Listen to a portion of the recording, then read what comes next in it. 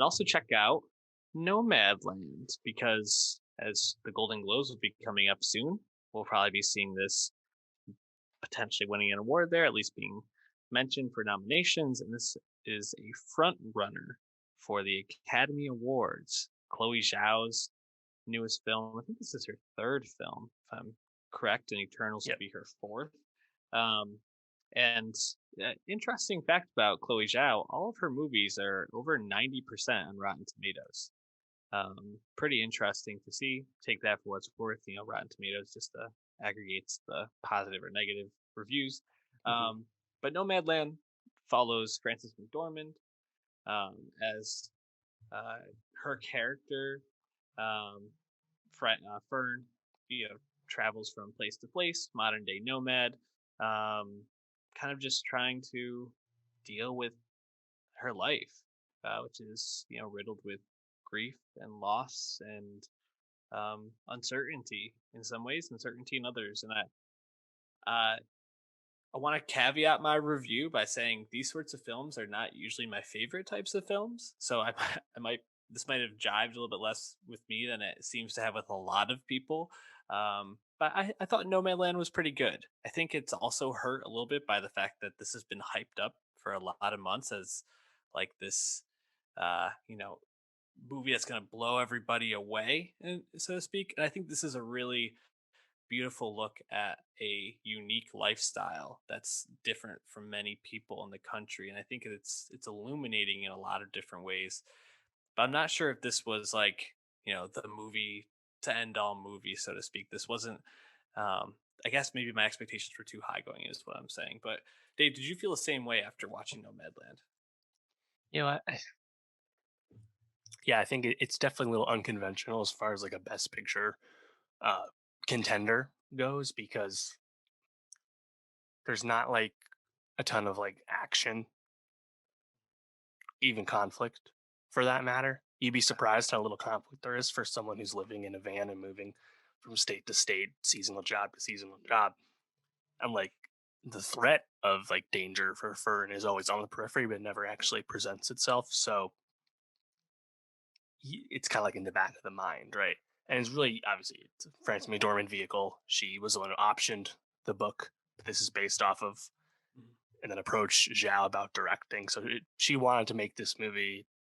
It's a movie about her fictional character, um, and I really appreciated that. This is definitely like of a piece with Zhao's other movies where she works with other non actors in her non-documentary movies or non-fiction films, or sorry, her fictional films, and like Swanky and Linda May and what's it, Bob, Bill Wells, whoever it was. Those are all real people playing fictional versions of themselves.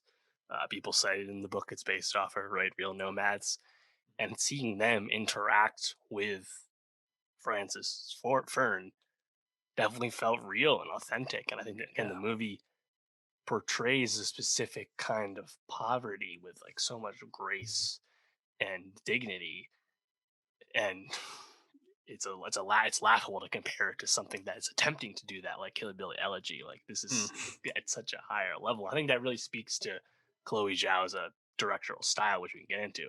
But yeah, there's been a lot of hype about this movie. Wins the Golden Lion at Venice last year. Wins the People's Choice Award at TIFF last year. Hyped up as a contender. It's the Searchlight, Oscar movie this year. Hmm. And I think because it's really somber and like Chloe Zhao movies, it might not like grab everyone. So I definitely understand that.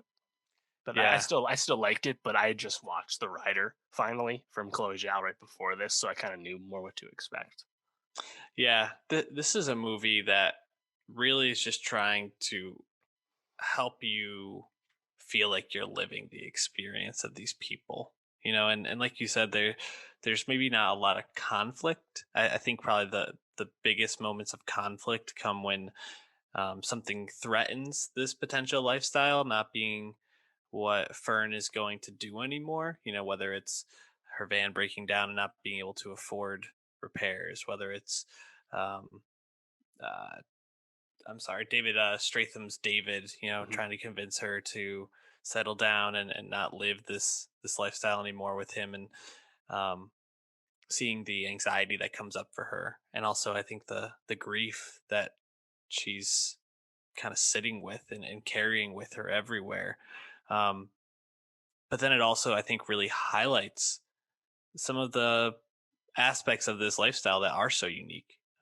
It really, I think, highlights the connection to the land and to nature that these people believe in, and what makes this life so appealing to them. Mhm. I think it really highlights this community that feels so maybe like strange to think about, these people kind of just like meeting up in these parking lots or these like spaces where you can just kind of like park your vans or your Mhm. vehicles and like hang out.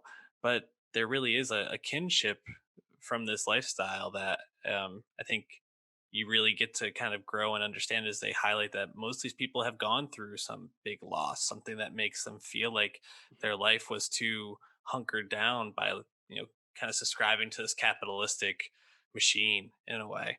Mhm. um, and I think there's also some moments of levity that really build out the picture. Whether it's them talking about how you take care of your shit because you have to do that when you live this lifestyle. It's really interesting movie, and one that I think you can take a lot away from. But I guess when I think about movies, and I'm like, why didn't this movie maybe hit more for me? I think it's not necessarily what I would always look for in a film that I was turning on to watch for a weekend. But um, yeah, well, talk a little bit more about Chloe Zhao's style. Like, what did you like about her? What stood out to you? Well, I think she's subtle. Mhm. She kind of lets the script do the work, and usually the scripts are more understated. She notably directed, wrote, and edited Nomadland. But even looking back to the writer, which I had or seen the trailer in the theaters, and I just kind of missed it because it didn't play in the theaters that long. I just finally watched it leading up to Nomadland, and it's a similar thing where like her lead performer is playing a fictional version of himself based on his own life experiences. Yet it's still a fictional movie. Like the fact that she can kind of pull off that stuff is is really impressive to me Mhm. because she's able to like communicate. So I feel like whatever she's going for so authentically. And in this case, like the writer as well, we're spending a lot of time out west at the Badlands pop up. In Mhm. Nomadland, we really do travel around, as the name might suggest. But um, you get these amazing vista shots and stuff too. It's really great. Um, but I think for Nomadland, like I mentioned before, like the dignity, like the grace of it all, and like it's subtle, right? Like you mentioned there's an inciting incident for a lot of people that leads them to adapting this new way of life. And like the 2008 like financial crash is kind of referenced Mhm. here as a cause, and it's definitely the case for Fern, right? Where like Empire, Nevada becomes a non-designated place and is effectively a real life ghost town because it was a Insane. company town and the company is gone, therefore no one is left. Right? It Mhm. makes sense. Kind of seeing that shown, I think again really effective. And like again, economically, like showing the plight of people. I feel like again, this is a really good job as opposed to like how Hillbilly Elegy was like on the surface trying to tell us about Appalachia. Like Yeah. again, it's such a stark comparison. Yeah. It really is. And even thinking about like the conversations that she has one on one, whether it's with Swanky, I believe it was Swanky, the one with the birds, right? Yes. Yeah, and then she gets the video from her, and Yeah. you just kind of sit with this video of these birds flying around, and it's a really moving moment. And seeing that kind of come back around, and also realizing that Swanky is gone, and like what that loss means to Fern in that community. Or was it Derek or Bob? I can't remember which one. She has the conversation at the end, whose son passed away from a suicide. Um, but it's near Oh, the end of Bob. the Yeah. film, yeah, and she's kind of then talking about her loss as well with her husband Bo, and how she feels like she has never really truly let go of him, and a lot of what she does now is to honor him, and it's just really like it builds out these people who I think, like you said, are these people who are seen by a lot of people as like just poor people, who are not really like trying to like improve their lives a lot of times, and it gives them back the power, I think, from that stereotype that these are people who are making this choice because it's right for them. It's just what's right for their lifestyle, and Yeah. that's a really that takes a really special touch. I think something Zhao did really well in this film. Right. Yeah, they think like early on, it's like, oh, my mom said you're homeless, and he's like, no, I'm just houseless, but I'm good.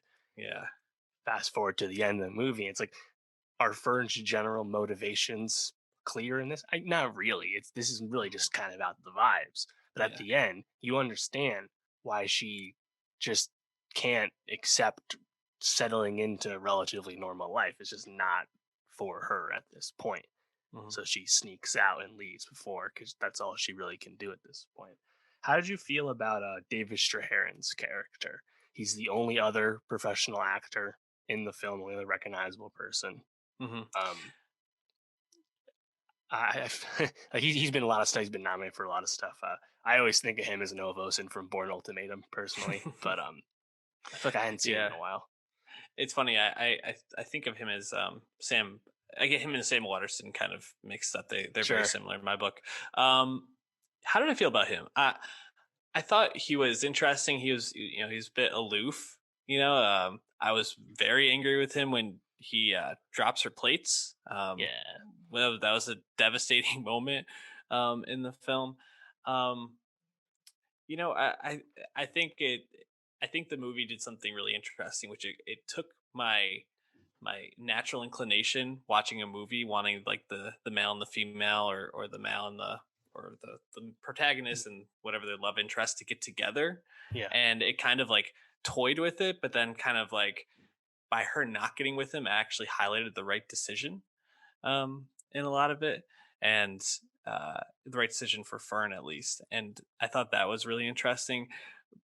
it, I don't know. I guess I didn't really think about his character too much as more than just like a vehicle to force Fern to like consider this life, going back to this lifestyle that she's ran away from. But what were Yeah. your thoughts around him as a Well, part of when the he movie? came up, I was like, oh, this is probably a significant character because he's the only famous actor Hmm, that I've seen to this point. I should pay attention. And I saw it citing in a review that he actually kind of breaks the immersion a little bit hmm. because he's not on Francis McDormand's level, but also McDormand's such a central figure to like see another famous person on the periphery. It's almost a little distracting. And it wasn't distracting for me, but he definitely like stood out for that real life meta reason to me. Yeah, and I think that also just speaks to and you said this a second ago, like the level of acting. Like McDormand is just on such a different level than someone like him, and she really like melts into these characters and becomes so believable. I mean, like even like just like the close-ups of her, but also like the actual people who are living this lifestyle. It's like she really looked convincing and plays the part so well. I just don't think he got down to her same level, but I also kind of just recognized he was more of a tool than an actual like part of the movie. Um, yeah, I mean, what are you thinking this is gonna? What do you think the chances are for this at the award shows? Be nominated for Best Picture, Best Actress, Probably for best sure, director. and Best Director. I think Zhao is probably the closest win for that for sure. She's Hmm. kind of been the favorite to this point. We'll see what happens, at the DGA and heck, even the Globes. But like, um, to this point, yeah, it's definitely a top contender. It's been billed as such. I think seeing like look, it has a lot of like the credibility of like a top contender. We'll talk about that when we talk about our predictions for the nominations and all that. But yeah, it'll be there. It'll be there for sure. So this definitely won't be fading away. Yeah, I'm wondering if this is gonna be the like the Oscars taking the opportunity to anoint Zhao as like the next great director. I mean, I mentioned at the beginning of this we're gonna see her in Eternals next year, so she's gonna be getting that Marvel Technically, money. end of this year still. Oh, geez, It's wow, slated for November. that's kind of crazy to me. Everything just feels like next year. Although movie theaters in New York City at 25% starting March 15th, so some signs of life. But yeah, so we're gonna see Zhao end of this year with Eternals. It just feels like this is something the Oscars would do, like anointing the next great one, so to speak. But Yeah. we'll see. I mean, it's definitely a movie worth watching. It's a movie that I think will at least make you think and feel things, even if you don't love it. And most people have really liked it. So check it out on Hulu.